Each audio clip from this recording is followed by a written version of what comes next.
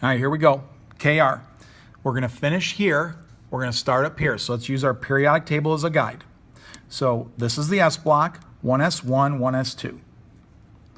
After 1s2, you're in a new row, 2s1, 2s2. After 2s2, you're in the P block, 2p1, 2p2, all the way to 2p6. After neon, you come down here. This is 3s1, 3s2. After 3s2, we're in a new block, 3p6. Come down to a new row, 4s1, 4s2. That gets you all the way to calcium. Now remember, D block's one behind. 3d1, 3d2, 3d3, 3d4, 3d5, 3d6, 3d7, 3d8, 3d9, 3d10. That gets you all the way to zinc. How many valence electrons here? 10 or 2? The answer is 2, because 4 is the outermost shell. Don't look at the orbital, look at the outermost number, 4. Now, if this was 2p and this is 3p, by golly, this has got to be 4p. So 4p1, 2, 3, 4, 5, and 4p6. That's krypton. Okay, the next one is PR. Where's PR? It's way down here. It's PR, right there. So here we go again. We're going to go on a long journey. So we're going to finish here. We're going to get up here. Obviously, we're going to have a new block in here. So here we go. Up here where my finger is, right up here, we've got 1s1, and then helium would be 1s2. After 1s2, we've got 2s2. 2s2, 2p6. After 2p6, we're down here in a new row, 3s1, 3s2. After 3s2, we've got 3p, because we're in the third row, so 3p6. After 3p6, we're down a new row, 4s1, 4s2. After 4s2, we're now in the Ds, remember, one behind, 3d1, 2, 3, all the way to 3d10. After 3d10, we're in the fourth row, so it's 4p1, 4p2, 4p3, 4p4, 4p5, 4p6. After 4p6, we come down to a new row, S block, so it's 5s2. After 5s2, if these are 3ds, these got to be 4ds. 4d10 will get you all the way to here.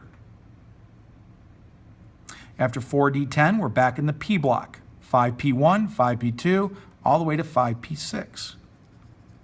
Now, we're not done, but what if we stop there? How many valence electrons are there? Well, your outermost shell is 5. There are 6 here and 2 there, so there are 8 valence electrons so far. But we're not done, are we? So after 5p6, we come down to 6s2, 6th row, S block. Now, look what happens here, kids. It goes 55, 56, 57, 58, 59. So we have to pick this guy up. Well, 3d1, 4d1, that one would be 5d1. So I got to put a 5d1 there. Now the question is, what is this? Well, what's left is this thing called an F block. And it should have been in one of the videos. If you look on page 120, there are some F orbitals. The F orbitals, this is the F block, are actually a couple behind. So this row is the 4 Fs, and this one would be 5 Fs. So whatever PR is, I should probably know that one if I'm put on video. So this would be 4F1, PR would be 4F2. And that would be your electron configuration for PR. All right? Okay, last one on your list, tungsten. This is going to be the longest one that we've got, and this will be the last one we do. Tungsten is up here. There's tungsten. We're going to start up there. So you ready? Okay, here we go. 1s1, 1s2. 2s2. 2p1, 2p6. After 2p6, 3s2, 3p6. After 3p6, we're down a new row, 4s1, 4s2. Ds are one behind, 3d10. After 3d10, we're in a 4p block. Remember, p block, 4p1 through 4p6. After 4p6, we come onto a new row, row 5. So it's a 5. This is the S block. That's 5s2. After 5s2, these are 3ds. These have to be 4ds. And there's 10 across. After 4d10, 5p block, 5p1 through 5p6. After 5p6, we go down to 6s2. Now, here's where it gets a little tricky. We're not going to pick this 57 up. I'm going to pick him up later. What I'm going to do is I'm going to go from 55 to 56, and I'm going to pick up all these Fs. So imagine this kid is standing at the entrance of your subdivision, and the bus is going to pick him up. Instead of the bus picking him up on the way into the subdivision, the bus is going to go all the way to the back of the subdivision, pick all those kids up, and pick him up at the end. So let's go here to there, because we're going to come back and get him. So this is 4F1, 4F2, 4F3, 4F4, 5, 6, 7, 8, 9, 10, 11, 12, 13, 4F14. So that brings us to the LU. Now we got to come back up, pick this dude up. Remember, this is a D block. 3Ds, 4Ds, so this is 5D. 5D1, 5D2, 5D3, 5D4.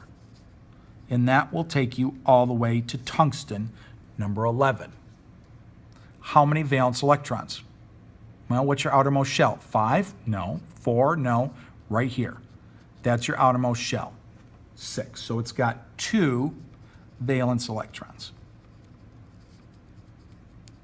And you know what? That's about as hard as they get. Let me show you a shortcut, because I know you're all dying for a shortcut. So let me show you how to write, something like, I don't know, barium. And let's use what's called the noble gas configuration.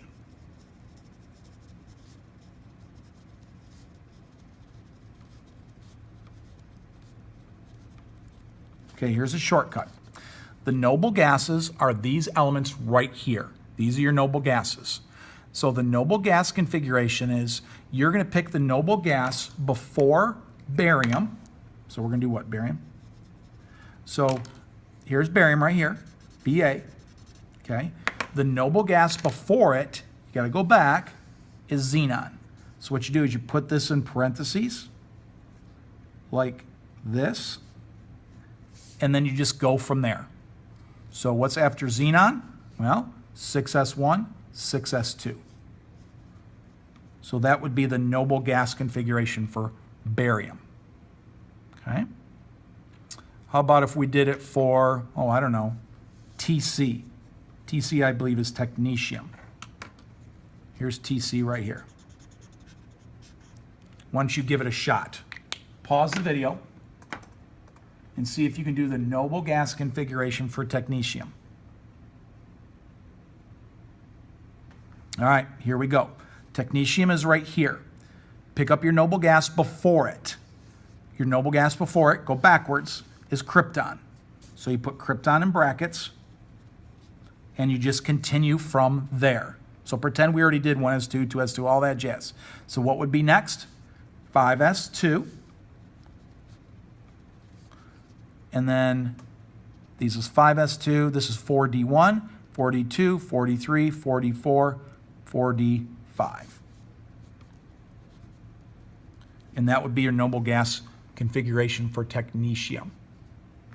Now, when can you use this? Well, unless I tell you to use noble gas configuration, you have to do the long way. But if I tell you to use noble gas configuration, you should be able to do that. You're going to find out later, next chapter, why it's important to be able to do this. Okay? So that's it. I mean, that's about as hard as they get for electron configurations. Hope you got something out of it. If you get stuck, you can always go to YouTube and Google electron configurations using the block method or something like that. And there'll be a 5-minute video that kind of goes over what I went over. But hopefully that will help you.